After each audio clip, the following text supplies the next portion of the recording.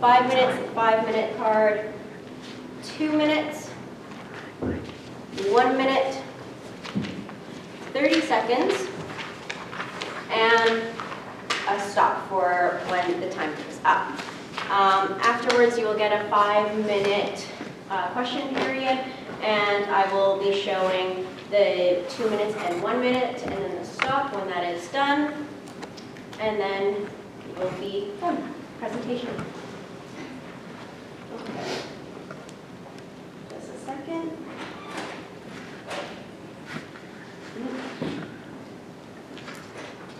Okay, whenever you're ready. Different, unique, one of a kind. What kind of business has not thought of a strategy that would build its competitive edge and differentiate it from its main rivals? Even in your case, you're thinking about redeveloping your strategy to target students from now on. Well, we're KDN Consulting. My name is Amelia, and I'm joined here by my colleagues Aisha and Jade. And we're here to give you our opinion on that matter. And we're here to give you solutions that we believe are going to benefit your business the most and help it stand out. We have identified the primary problem, which is the slowdown in growth of the business caused by economic downturn in the real estate market. And we believe that by not solving that problem, there's going to be a continued decline in business followed by stagnation.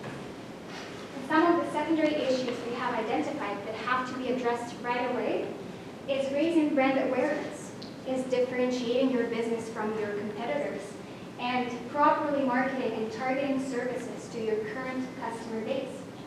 By not solving those three, your buyer switching costs are going to decrease, followed by loss of customers and decrease in profitability. So let's look at some external factors that are influencing the industry overall. Let's focus on the business sector first. In Canada, the number of businesses, especially small businesses and startups, is increasing each and every year. And existing companies actually improve their operations by outsourcing elsewhere or partnering with companies abroad or just by having that competitive edge over someone else. And looking at the population growth and student growth in Canada, we can see that government and political regulations are actually weakening each and every year. Canada needs a skilled workforce. They need knowledgeable students. Therefore, we attract more and more students and immigrants each and every year because we need to strengthen Canadian economy. So looking at all these factors, we can see that Canadian economy is actually booming right now. But according to Canadian Real Estate Association, real estate market is actually on the downturn right now. Canadian prices for houses and rentals are increasing each and every year, with the percentage raising up to 30% across all Canadian cities in the last 3 years, with Victoria having the highest rate. How does it affect your business? Well, people simply don't have enough resources to move to new homes. Therefore, you as a business are not benefiting from it. Let's move on the common customer profiles of the industry. Here we have students. We do have international and domestic students that live on or off campus, and they use portable storage as for their storage needs and move-in services when they're going home for summer, or they're moving abroad, or they're going on exchange. Well, students are very price sensitive, and they do need the prime location and ease of use of your service.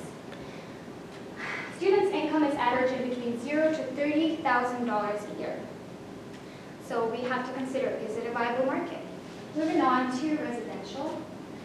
Consumer, here we have homeowners and renters who need storage and move-in services to gather all their possessions and move to their new home. They're not as price sensitive as students, but they do need more time and they need ease of use of your service to be satisfied. Here, Canadian average household income is $90,000 a year. We do believe that residential is a very, very good market for you. But as we see, the real estate is in downturn right now, so we again must consider, are they a viable option? Moving on to commercial. Here we have all viable businesses that are very leading. They're not as price sensitive, just because you can see see that their average net income, we're not sure, like, are we considered small or big businesses, but we're averaging $500,000 a year. They require highest safety standards, and they need you to accommodate to their needs as much as possible. So let's look at your main competitors. Here we have U-Haul, Space Center, All Movies Canada, and Maple Leaf Storage. As a business, and considering your main competitors, you do have to build yourself on your own core values and core competencies. Your current core competencies are exceptional customer service and distribution capabilities and broad market reach. You're very innovative and you're financially stable, and you do dominate the Western Canadian market. But how about we just focus on the main competencies that you have? We do believe that you have to focus on maintaining exceptional customer service while raising their awareness to attract their new customer segments. And we do believe that finances are very important, and you have to focus on improving your financial standing and financial stability by differentiating from competitors. And we know that there is a little bit of imbalance between the residential and commercial sectors, 40 to 60%. And we do believe that there lies an opportunity in the commercial sector itself, and we would like to see your business tap into it. So now looking at some decision criteria. First, we have customer satisfaction. Customer service is one of the greatest assets at the moment, and we want to make sure that all of our alternatives keep the customer satisfaction at its most. We want to make sure customers are happy and ensuring that customers are satisfied. Next, we have brand awareness. We believe brand awareness is lacking at the moment, and we want to make sure that all of our alternatives represent your brand, and we want the brand awareness to increase. We want your company to become the #1 brand that comes to the mind of everyone when they think of a moving or storage company. Next, we have value alignment. Your values are very strong and prominent all throughout your company, and it is very known all throughout your company that what your values are. We want to ensure that your values align with our strategy moving forward. Next, we have profitability. We just want to make sure that our chosen strategy achieves profits now and in the future for you.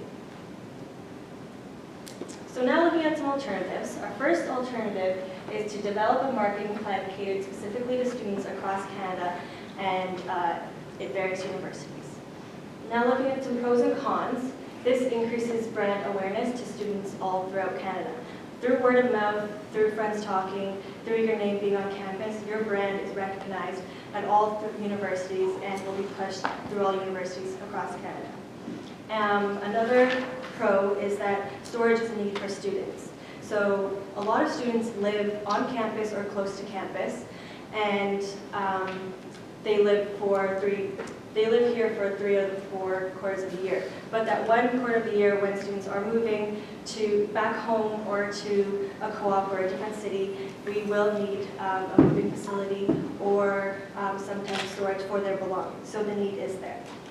Some cons though, students do have a limited income. As Amelia mentioned, students make about 0 to 30K a year, whereas your company focuses on the demographic that reaches 100 to 200K, so it is a limited income at the moment. Students do not have a lot of belongings. Big steel box crates are very large, and it will be hard for students to fill up the entire crate just to see profitability there. The logistics of it, bringing the steel boxes to campus to move belongings, is also an issue because of parking and limited resources on campus to have the boxes here. Our second alternative is to focus on the commercial segment and market heavily towards local businesses catering to the most popular industry by the identified region. So some pros to this is it brings more awareness throughout the commercial sector. So you're not only touching on the business, you're reaching out to the business customers, and your name is being put out there to a lot of people very fast. Also, this does increase increase in customer satisfaction because your product is catered towards, your product can be catered towards certain customer needs. For example, they are temperature sensitive for certain customers who need temperature sensitive storage containers. Also, the Canadian sector of business is booming right now, and it is growing, and just to capitalize on the commercial sector would be an asset right now. And the only con we came up with is that there's boom and bust in every industry, so you don't know if, well, an industry can become in decline, but it can be also excelling at the same time. Our third alternative is to partner with local real estate firms in order to combat the slowdown in the housing market. So some pros to this is it increases brand awareness with the direct partnership and the customer base. However, there are some cons that the housing market is in a downturn, and it will decrease profitabilities due to the slowdown in growth at the moment. So after weighing all of our alternatives on a decision matrix, we have come to the recommendation to focus on the commercial segment of the market and market heavily towards local businesses by catering the most to popular industries in the identified region. So we have identified a few questions that were identified in the case about the going forward with the students. We just believe that it's not viable at the moment. The need is there, but not to the extent that we're looking for, and students do not have the income at the moment to proceed. So now moving on to our implementation plan. Before we start, we'd like to identify a goal, and that is to be the #1 brand that comes to the minds of commercial businesses when choosing storage and moving options. We believe that this can be done through 3 key action points. The first being SEO and pay-per-click marketing. The second is the email campaign, and the third is the use of flyers and direct advertising channels. So it's important to define who we believe your target audience should be in this implementation plan, and we already know that you operate in these 5 provinces: BC, Alberta, Saskatchewan, Manitoba, and Ontario. So we believe that specifically in BC, you should target wineries and breweries. Currently, there's about 350 wineries in the Okanagan region alone, and we really believe that this is an opportunity for you to capitalize on. They need places to store all their wines. Some places, their cellars aren't sufficient enough to store all these wines, so that's another area to capitalize on. In Alberta, we believe that you should focus on the construction, industrial safety companies. In Saskatchewan and Manitoba, we believe that you should focus specifically on the agribusiness. So that would be local farmers as well as big farms as well. They need space to store their crops that are going for transport across the country, as well as they need space to store their equipment when they're not being used in the off-season. And lastly, in Ontario, we believe that you should target the manufacturing center. Most of your locations are located in the Southern Ontario region, which is where all the car manufacturing happens. So now to the key action points. The first one, SEO marketing. So with this, the idea would be that when these businesses are searching for storage options, that Big Steel Box, your company, is the first one that comes in. It's the first one that comes in the search engine. We have identified a platform, WebFX, which is able to offer this service at a rate of an initial investment of $4,000 and then $950 per month after that, for a total of about $15,400. And then moving on to pay-per-click ads, we believe that you guys should locate these ads on websites that these businesses normally frequent. And then WebFX also does this as well for an initial investment of about $1,000 and then a $350 per month after that, for a total of $5,200. So now moving on to the email campaign. So with this, we would like to have call to action links on your website.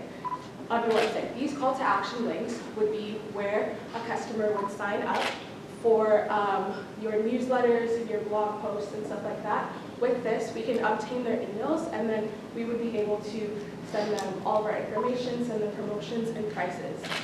And in addition to this, we really want to emphasize your core values that you believe in through this. So when we send out these emails,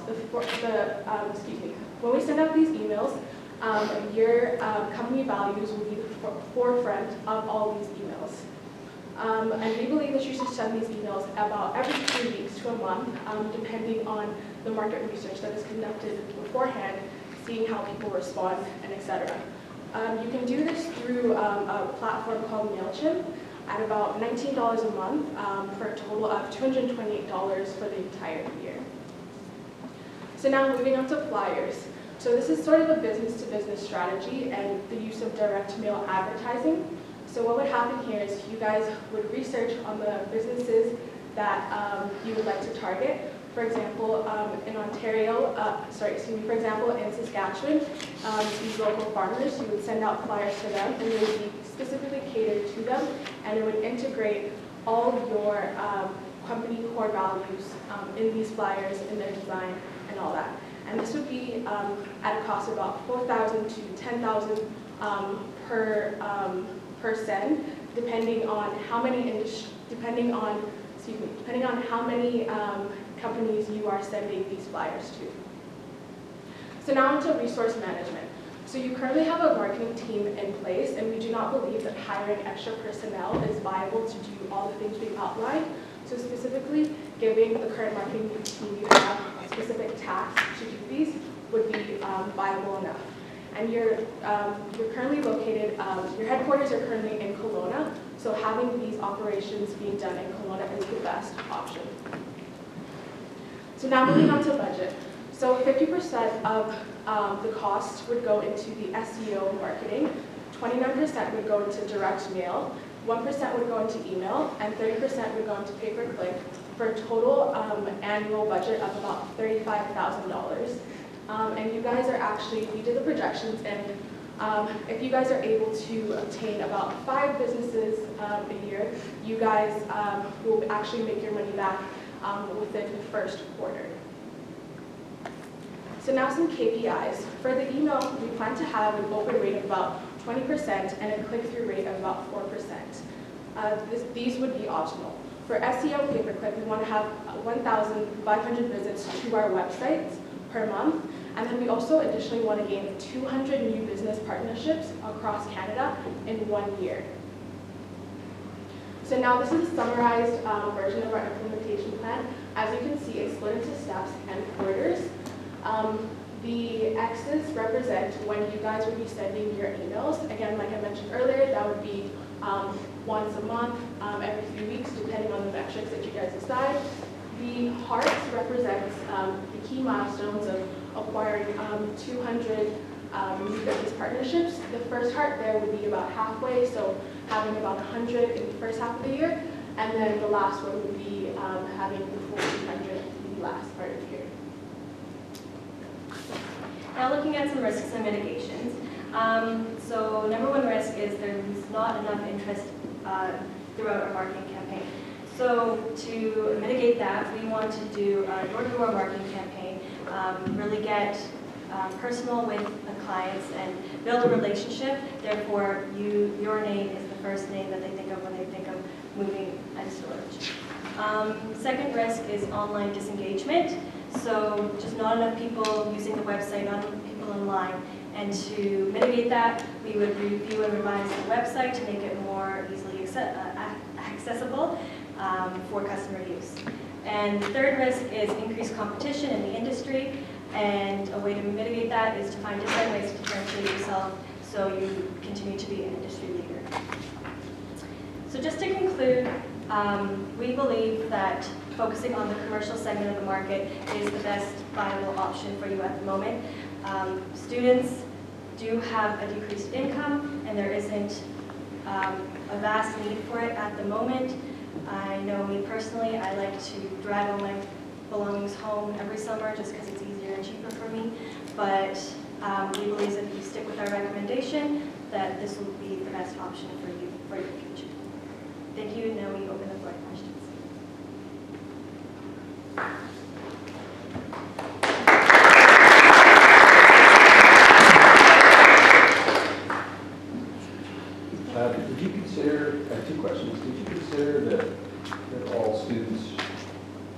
that selling to students is actually not really a revenue opportunity, it's a marketing play.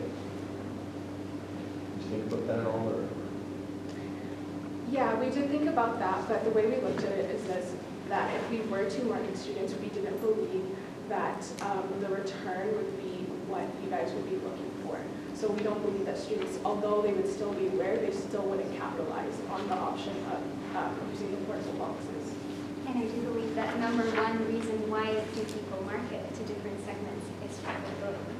And we did want to focus on profitability as our number one concern. Therefore, we just figured that student segment is not a viable option for your business if you do want to increase your revenues and if you do want to stand out from your competitors.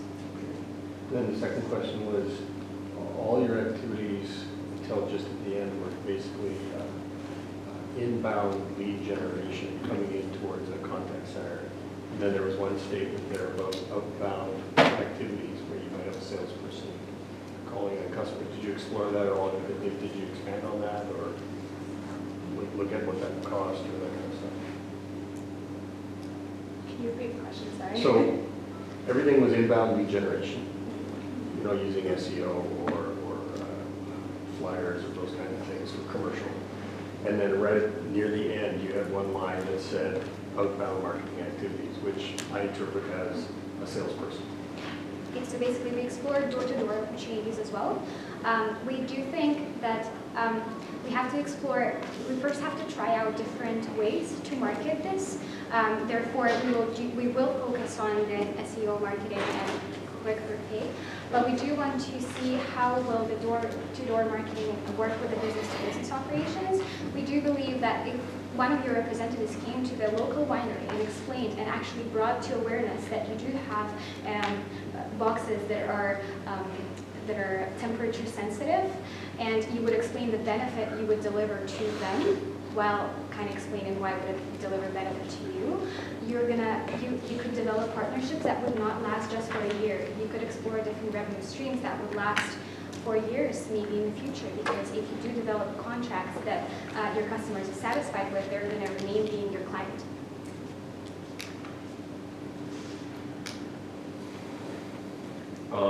So I have a question. So along with kind of this commercial platform that you guys have doing all this kind of like awareness and flyers and everything like that, did you guys ever think of like a physical option to go along with that? Like sometimes these options can only reach so far because there's certain commercial applications that don't really have the same, you can't reach them as well. Was there anything physical that you guys thought of to somehow reach them as well at all? Well, I just think that's the door-to-door marketing, just in case we don't reach them with the emails and stuff, and we're not seeing the interest we want. We would go to them physically and build that relationship, just to make them more prominent. Yeah. So I have a question just regarding, I guess, inbound leads, a little bit like Lonnie. What if, your plan works to perfection and we get a huge surplus of inbound leads? How do we sort of, because your contact center, I think so box, we would most likely have to hire a few more bodies. I didn't sort of see that in your financial plan reflected. Did you guys think about the surplus or of incoming inbound leads if the plan goes well?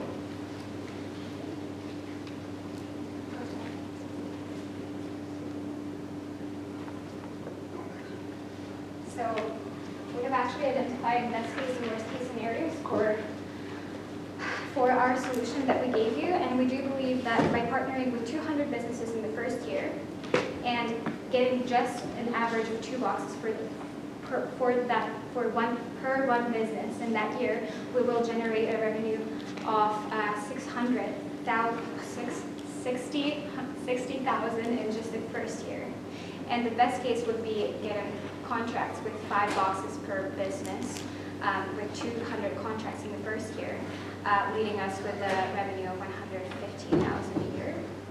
We do believe that in the second year we will have some of the customers stay with us. So we do, in the worst case scenario, we'll keep 50 customers that we had previously from those 200, and we will generate 200 more customers in the second year, leading us with 250 contracts in the second year, bringing us to $75,000 in the worst case with 2 boxes per business. And if we consider 5 boxes per business, it will bring us to $187,500.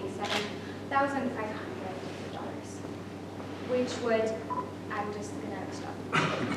I'm just gonna finish my sentence, and in the worst case scenario, we will, our return on investment will be in the first half of the year, just a little bit more than first half of the year.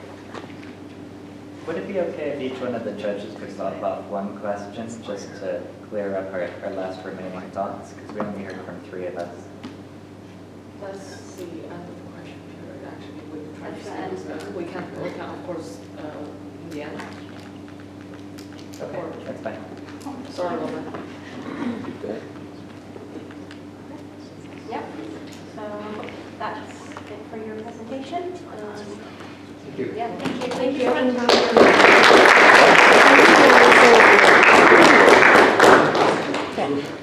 Doesn't focus.